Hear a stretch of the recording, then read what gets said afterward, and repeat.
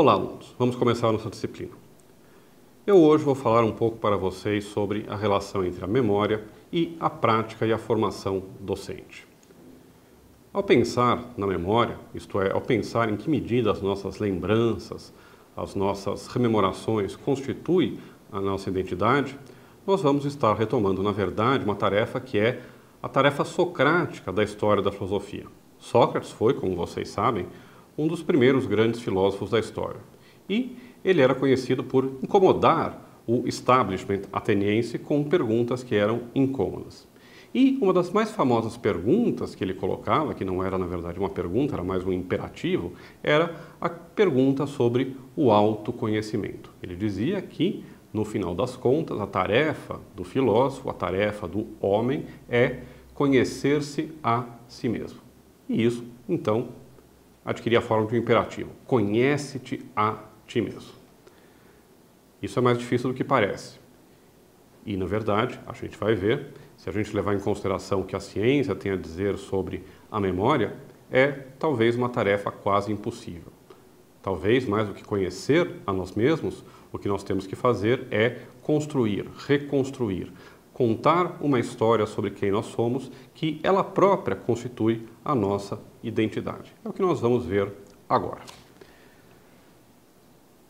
Quando a gente pensa na memória, a gente tem normalmente uma visão que é a visão clássica da memória, que aparece na história da filosofia desde a antiguidade, mas que se estabelece como uma doutrina padrão na modernidade. Por exemplo, com John Locke, que é um famoso filósofo inglês do século XVII, que escreveu um livro chamado Ensaio sobre o Entendimento Humano.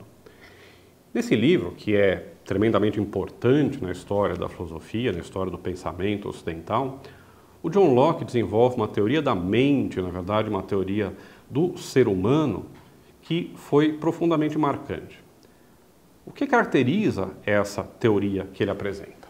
Bem, em primeiro lugar, John Locke concebe a mente humana como sendo composta de átomos mentais. Nós temos na nossa cabeça, na nossa mente, na nossa consciência, pedacinhos de ideias que, ao serem combinados, constituem a nossa vida consciente. O conhecimento, a memória, as lembranças e assim por diante. O conceito-chave para Locke é o conceito de ideia. O que é uma ideia? Uma ideia é simplesmente aquilo que a gente tem na nossa cabeça quando nós entramos em contato com o mundo. Quando eu vejo um livro, eu formo na minha cabeça a ideia de um livro. Quando eu vejo um relógio, eu formo na minha mente a ideia de um relógio. E depois eu combino essas ideias para construir histórias, ideias complexas, narrativas e assim por diante. Agora, o que está pressuposto nessa teoria do Locke? Nessa visão clássica que o John Locke apresenta para a gente, a memória é concebida como se fosse uma espécie de enorme armário cheio de gavetas, onde nós colocamos certas memórias guardadas com uma etiqueta e, quando precisamos, vamos lá, tiramos da gaveta e, é o termo que ele utiliza, revivemos. É como se revivêssemos aquilo que já aconteceu. Nós, ainda hoje, concebemos muitas vezes a memória segundo esse modelo que o John Locke apresenta. Uma metáfora talvez mais contemporânea seria imaginar que a nossa mente, a nossa consciência, é uma espécie de máquina fotográfica ou de câmera de vídeo que registra as imagens nas quais nós estamos envolvidos e que depois simplesmente reproduz essas imagens na nossa mente. Acessar a nossa memória é um pouco como pegar uma fita de vídeo. Eu sou meio velho, né? Na verdade, hoje seria um DVD, né? Ou um pendrive com imagens e colocar isso para passar de novo. Nessa concepção, a memória é uma coisa estática, pronta, acabada. É uma coisa que está lá e que a gente vai e recupera. Bom, a partir do século XIX, com cientistas como, por exemplo, Ebbinghaus, um alemão, começou-se um estudo científico da memória. Nesse período também foi quando começou a se desenvolver a psicologia experimental, a psicologia empírica. E quando os cientistas começaram a olhar para a memória, como ela funciona de fato, eles viram que a coisa era muito mais complicada do que aquilo que o Locke dizia. E aí aparece então uma ideia que é chave para você entender essa disciplina. A ideia de que a memória, longe de ser uma coisa, longe de ser um arquivo com gavetinhas, com rótulos que a gente vai recuperar quando a gente precisa, a memória é, ao contrário, um processo, ela é uma ação. A memória não é alguma coisa que a gente tem, mas é alguma coisa que a gente constrói.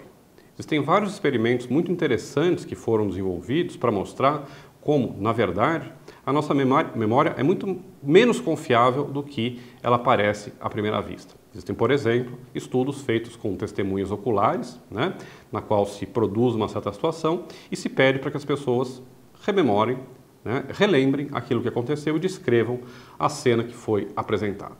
Bem, em todos os experimentos desse tipo, o que a gente vê é, primeiro, que nenhum dos relatos é confiável. Cada um percebe aquilo que ele acha que deveria perceber, aquilo que corresponde a uma certa ideia que ele criou daquilo que era importante e não ao que aconteceu de fato. Uma outra coisa que foi o resultado desses experimentos é que você pode criar ou construir memórias. Os cientistas faziam, por exemplo, sugestões, tentando colocar aspectos na memória dos seus sujeitos que não estavam presentes na cena original, perguntando, por exemplo, sei lá, sobre o chapéu que usava um personagem naquela cena que foi objeto do experimento. E depois de 2 ou 3 vezes a sugestão ser feita, o sujeito que estava rememorando colocava esses elementos estranhos, inexistentes, na sua memória e jurava de pé juntos que aquilo tinha acontecido daquele jeito, com aquelas características.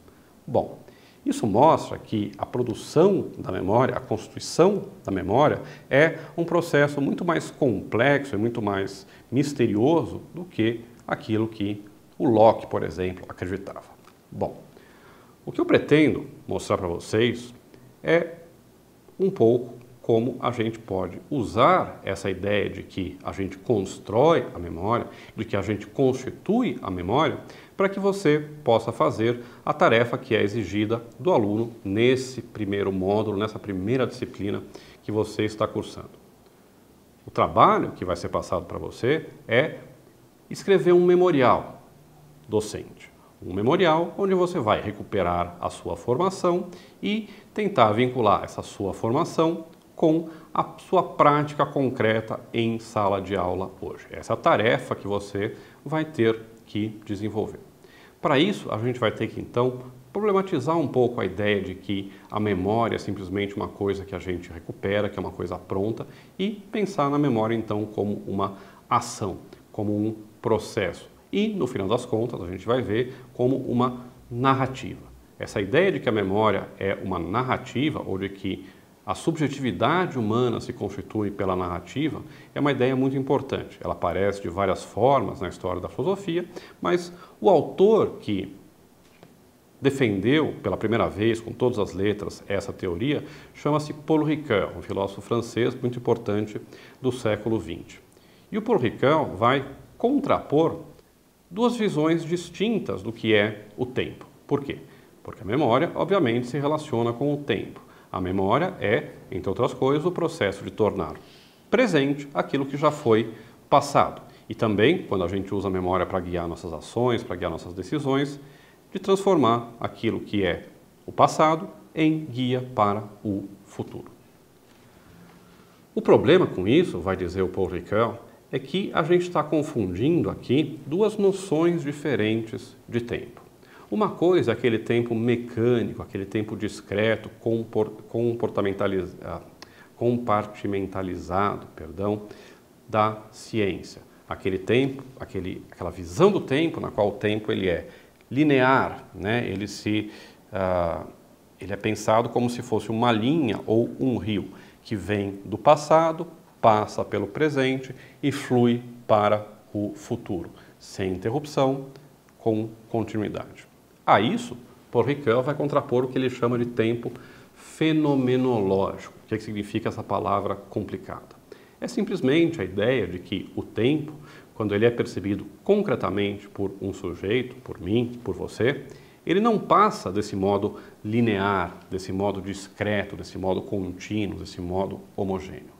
Ao contrário, O tempo tem intensidades diferentes. Existem certos momentos no tempo que são mais importantes, mais relevantes, mais plenos que outros momentos.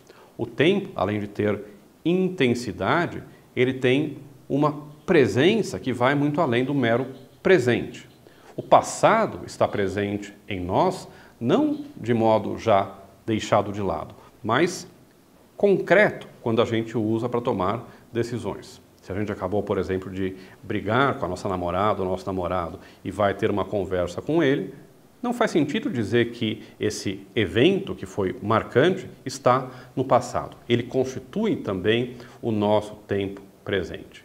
E, obviamente, isso, presente e passado, são projetados para o futuro, na forma de conhecimentos que eu uso para me mover no mundo, na forma de informações que eu uso para tomar decisões, na forma da criação de histórias que correspondem ao meu desenvolvimento como um sujeito. Para Ricoeur, os dois tempos, o tempo linear da física ou da ciência e o tempo fenomenológico, o tempo qualitativo da experiência subjetiva, estão sempre confundidos. É errado separá-los. É errado tratar só do tempo científico ou só do tempo fenomenológico. Os dois estão indissoluvelmente ligados quando se trata de constituir a nossa subjetividade. O que eu pretendo fazer agora, então, encerrando já essa primeira aula que a gente teve, é mostrar um pouco quais são os elementos que estão presentes na própria ideia de memória. Quais são as várias idas e vindas que a memória tem, que a memória usa para produzir isso que nós chamamos de lembrança e isso que, no seu caso concreto, vai constituir a matéria-prima do seu memorial de formação e de prática docente. Na próxima unidade, nós vamos então abordar com um pouco mais de detalhe os elementos constituintes daquilo que é a memória. Ficamos por aqui. Até já!